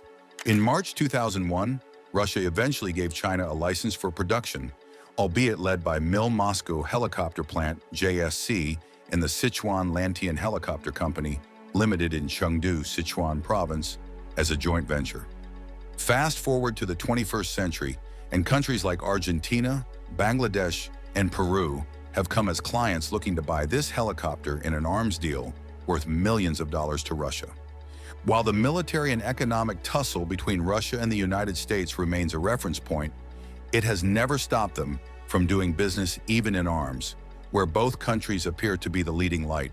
Their first buy from the Russian military came in 2009, and they handed over 4 of the cargo helicopters to the Pakistan Army to facilitate its counter-terrorism operations, while they played Big Brother in their diplomatic relations with Pakistan. However, not only has the United States used this Russian state-of-the-art helicopter for diplomatic reasons, they have also reportedly considered adding it to their special forces ranks, using it to obscure troops' movements. Fast forward to 2022, the Joe Biden administration announced that the United States would be supplying Ukraine with 11 Mi-17s to aid them in their defense against Russia. Imagine a capitulation of Russia under its own $3 billion cutting-edge technology. The future of battlefield scouting is here. Intelligence, surveillance, and reconnaissance have shaped warfare for centuries, leading to iconic machines like the Bell H-58 Kiowa, and more recently, the cutting-edge Bell 360 Invictus. The Kiowa earned its stripes in decades of combat, but its time is over. Now the Invictus is stepping in, a sleek, stealthy prototype designed for speed, precision, and deadly firepower. But just how big of an upgrade is it? And how are rival nations reacting to this game-changing rotorcraft? Join us as we discuss the history-making potential of the Bell 360 Invictus. The international arms race has been a subject for debate since time immemorial, with each of the superpowers snatching at each other's heels in a bid to control the world. However, to gain control, power is of utmost importance, both military and economic. Although super nations like China, the United States, the United Kingdom, and the Kremlin have somewhat found ways to go neck and neck economically, military might seems to be at the crux of it all, with nations particularly afraid of an invasion or going to war with countries that have superior military technology. Enter the United States. Warfare technology has evolved exponentially over the years, from discovering fire to discovering iron and creating swords, before guns and drones even became a thing. However, as much as ground combat has been a big part of conventional warfare, the tide soon turned heavily towards aerial combat. There is a popular belief that whoever controls the air can break the opponent's spirit, therefore winning half the battle.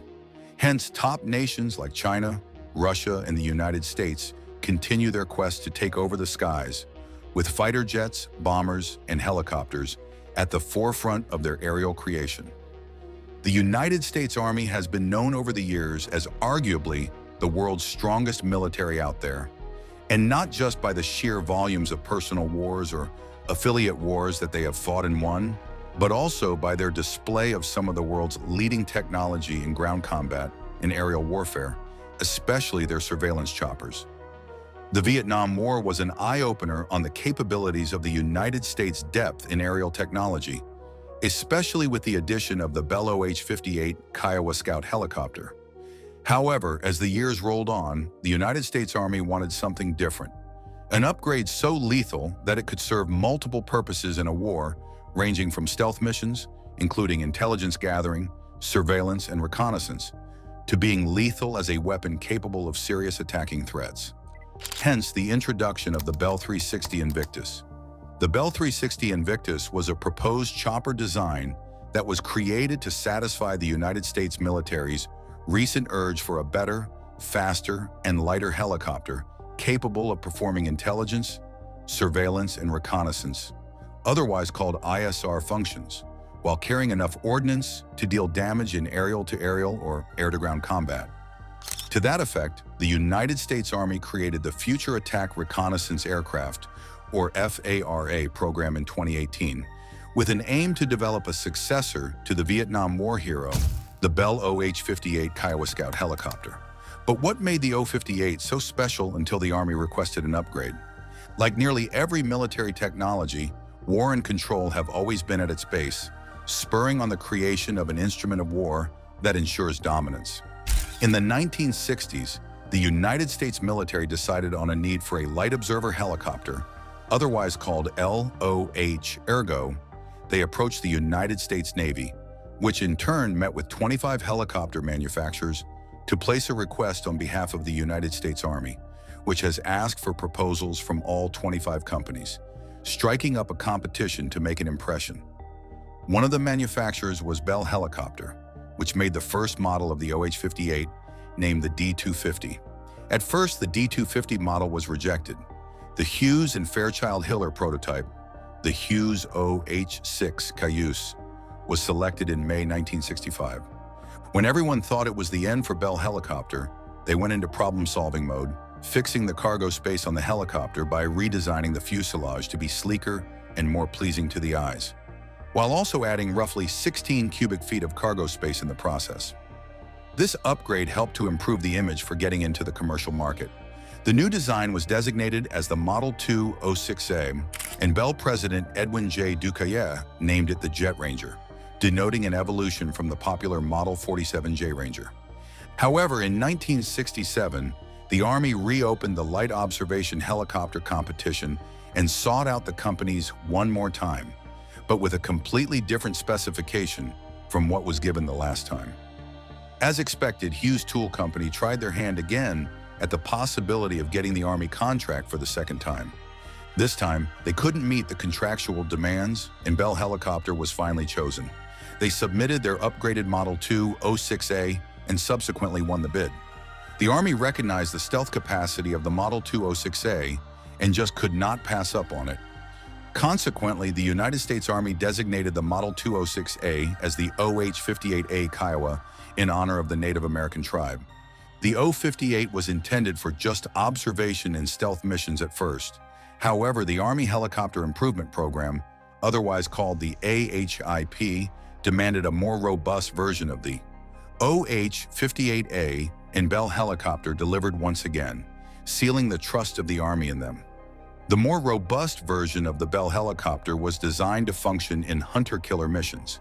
Hunter-killer missions involve a pair of aircraft where one functions as a scout owing to its stealth capabilities to provide intelligence, surveillance, and reconnaissance features, ergo, taking the role of hunter, while the killer is the attack helicopter that engages and attacks the targets identified by its hunter pair. Bell Helicopter created the O-58D to play this role when Congress agreed to the release of $138 million. The O-58 Kiowa models were designed as a family of single-engine, single-rotor military helicopters, principally tasked with the responsibility of observation, utility, and direct fire support. However, as the years rolled by, the Army instigated upgraded versions that could function as hunters, identifying targets for other platforms such as the Bell AH-1 Cobra attack helicopter and ground artillery, field guns, howitzers, mortars, self-propelled artillery, and multiple rocket launchers. However, it was a little too counterintuitive to have a scout helicopter that relied heavily on the human factor to conduct observation. Hence the need for later designs, which were retrofitted with cutting-edge sensor technology that performed the intelligence gathering, surveillance, and reconnaissance roles to perfection. While the early Kiowas had a twin-bladed rotor style, the upgrade to the rotor started with the creation of the more robust version of the OH-58 Kiowas. While the earlier ones had a flexible rotor, the OH-58 upgrade was made entirely of composite materials, meaning that they mixed up materials like fiberglass or carbon fiber to create advanced materials, which helps the helicopter maintain balance while it moves. Sacrificing the heaviness of the early Kiowas was the crux of the light observation helicopter program, hence their rationale for choosing rigidity and strength from a four-bladed motor built out of composite materials over the two-rotor blade that relied on mechanical hinges and flexibility. In August 1969, America officially unveiled the early Kiowa in South Vietnam for the first time, accompanied by a new equipment training team, NET, comprising personnel from both the United States Army and Bell helicopters.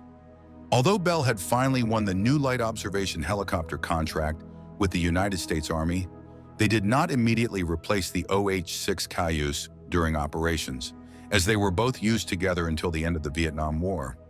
While both helicopters were in use during the Vietnam War, the OH-58A Kiowa helicopter had its first stint in real-life battle. On March 27, 1970, a Kiowa was shot down during a scout mission in South Vietnam, claiming the lives of the pilot, Warrant Officer Ralph Quick Jr., and an artillery spotter, Lieutenant Colonel Joseph Bonoski. Getting shot out of the sky during a battle damage assessment mission sent a direct message to the Army that they needed much better stealth features and sensors that could help with intelligence gathering, surveillance, and reconnaissance, otherwise called the ISR missions. Although the helicopter provided some success, especially during Operation Desert Shield, where it was utilized as a hunter to spot and target lasers. During Operation Desert Storm, the United States Army deployed 130 OH-58D helicopters that worked alongside the other Army attack helicopters, 145 AH-1 Cobras, and 277 AH-64 Apaches, and participated in a wide variety of critical combat ground forces missions. During Operation Desert Shield and Operation Desert Storm, the Kiowas collectively flew nearly 9,000 hours with a 92% fully mission-capable rate. The upgraded Kiowa Warrior had the lowest ratio of maintenance hours to flight hours of any combat helicopter in the war, meaning that it did not have to be serviced as much as other aircraft. Fast forward to July 2020, and the United States Army decided to retire the OH-58C from service. With warfare advancing and technological improvements not lagging behind, the United States Army is also in the global arms race and looking to improve on what they have, especially their helicopters. But how much of an upgrade is the Bell 360 Invictus over the earlier Bell helicopter versions? Scott Donnelly, the chief executive officer of Textron, said in 2019 that the Invictus will be based on previous technology used in the Bell 525 Relentless, an American super medium lift helicopter under development by Bell Textron. For helicopters, rotors have always been a massive talking point, as they sometimes point to the time of their design and the technology available at the time. However, the Invictus has been promised to be nothing short of a monster in the air. Although it follows the same architectural template as the Bell 525 Relentless, there are some differences. For example, the Invictus will only have seats for two, a gunner and a pilot. Also, it will use a single engine and a four-blade rotor, whereas the 525 uses twin engines and a five-blade rotor and has a 19-passenger capacity. Bell has since announced it is developing the Invictus with Collins Aerospace, and the Sierra Nevada Corporation is developing the mission systems for the aircraft. The first design was unveiled on October 1, 2019, which reflected a tandem cockpit, meaning that the pilot and the gunner would not be sitting beside each other like it is done in commercial helicopters, but in front and back seats. The design took everyone by surprise because the older version, like the AH Apache, used to have the gunner in the front and the pilot in the rear. However, the Bell 360 Invictus is a different case, owing to its advanced sensors, automation, and even situational awareness. Hence, the pilot does not have to be at the rear. The aircraft has sighting optics and a laser designator above a 20mm cannon gun turret at the chin position below the cockpit, mid-mounted stub wings under the rotor hub, and 12-meter rotor blades. The aircraft is particularly weirdly built, owing to the specifications designs from the United States military. For some context, they asked that the helicopter be able to fit in between buildings on future battlefields. As for speed, the Future Attack Reconnaissance Aircraft expects that the aircraft is able to cruise in excess of 210 miles per hour and is supported by a single General Electric T901 turboshaft engine with supplemental power from a Pratt & Whitney P207D1 turboshaft. The introduction of the Invictus is a game-changer for helicopters, especially since it replaces conventional controls like cables, pulleys, and rods with an electronic system, often referred to as the fly-by-wire system. The Invictus is the perfect lightweight helicopter since it cuts off every need for a mechanical linkage between the pilot and the control surfaces. For some context, the fly-by-wire system replaces the conventional manual flight controls of an aircraft with an electronic interface. The movements of flight controls are converted to electronic signals, and flight control computers determine how to move the actuators at each control surface to provide the ordered response. Bell Helicopter designed the Invictus as a completely fly-by-wire controlled aircraft. While the world waits in unbridled anticipation, Bell Helicopter unveiled its first full-scale mock-up of the 360 Invictus at the Association of the United States Army annual show, beginning in 2019. Although it received great attention, it was still based off the Bell 525. But what makes the Bell 525 so special? The Bell 525 was designed as a super medium lift helicopter with the ability to carry up to 19 passengers. However, its major difference from the Invictus is its global market, which was made specifically for commercial use, including the corporate, oil and gas, medical services, and search and rescue markets. But just how much does it serve as a building template for the Bell 360 Invictus? The Bell 525 was designed by Bell Helicopter to fly at a speed of around 185 miles per hour, which anyone could argue was fast enough for a conventional civilian-friendly helicopter. However, for the military, they wanted more speed, something fourth generation that breaks the speed threshold to almost 207 miles per hour. Since the Bell 525 was already on the cusp of that speed limit, it was the perfect foundation to build on for the Bell 360 Invictus. The Bell 525 was designed with a streamlined fuselage to reduce drag, while the aircraft flies in a rotor design that helps to optimize both lift and speed, two of a helicopter's most important features. Also, the fly-by-wire was a concept that was already built into the systems of the Bell 525, prompting the structural and mechanical design choices for the Bell 360 Invictus. However, the fly-by-wire was much more than just a reduced mechanical linkage from the pilot to the control surface. It is an important part of a helicopter's maneuverability owing to a trade-off in weight for agility. Although the Bell 525 is no military-grade helicopter, it was designed to trot the most difficult terrains, and so streamlined that it could take tight turns in urban and forested terrain. Also, the Bell 525 was for long-range commercial flights, including transporting executives to offshore oil rigs or meetings in the most remote areas. Hence, it was designed with some serious fuel capacity, meaning that it rarely had to stop over for fueling, even when it traveled long distances. More importantly, this translated directly to their requirements to create the monster Bell 360 Invictus for the upgraded military program. Imagine the capability to take on enemy combatants over long distances without a need to refuel. A strong way to completely change the game.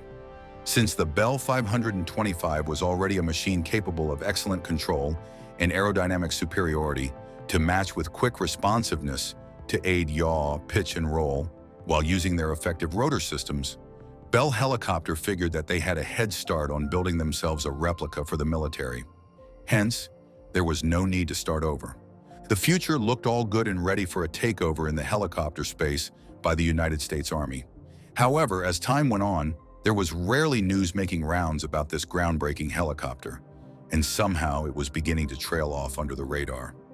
As expected, a government program overseen by and for the military, who are trained in the arts of clandestine relationships with the media while learning to protect state secrets, made it difficult for a non-insider to tell what was going on. However, in a country with a media as effective as the United States, even the United States military has the chance for leaked information. And this time, it was revealed that there was a possibility of the Invictus not being released into the Army, and the project could be canceled once and for all. Although the claims were chalked off as rumors, they started to gain some traction as the years progressed. After a couple of years had passed, Questions were being asked, and there were no answers. Fast forward 5 years after the mock-up had been released, on February 8, 2024, the United States Army finally proclaimed the end of the Future Attack Reconnaissance Aircraft FARA program, the same program that birthed the idea of creating the Invictus in the first place. This sudden information from the United States Army gave some legs to the rumor of a possibility that the aircraft 360 Invictus might remain in mock-up stage for life and never be produced in scale or added to the military fleet of helicopters. However, after the Army Chief of Staff, Randy George, relayed the decision, he explained that the Russo-Ukraine war has given him a new and even cheaper idea on how to engage in aerial combat without spending anywhere near $1 billion. The drones are relatively smaller, cheaper, and harder to detect, owing to the infusion of cutting-edge technologies and a possible development into using artificial intelligence. The Army Chief immediately recognized it as a safer option in war. Imagine a possibility where aerial vehicles can be sent behind enemy lines unmanned, reducing the possibility or near certainty of the loss of a life if it ever gets blown out of the sky. While his reasons remain exceptionally valid, it throws the future of the United States Army into the dark pit of doubt. Although the Future Attack Reconnaissance Aircraft FARA program has been declared closed, there are speculations that the already created projects and mock-ups, such as the Bell 360 Invictus, could possibly be retained and eventually added to the fleet in 2025. Whether or not the Invictus takes a place in the United States Army's fleet, only time will tell. Thanks for watching. While you are still here, click on the link on your screen to check out another of our videos. See you there.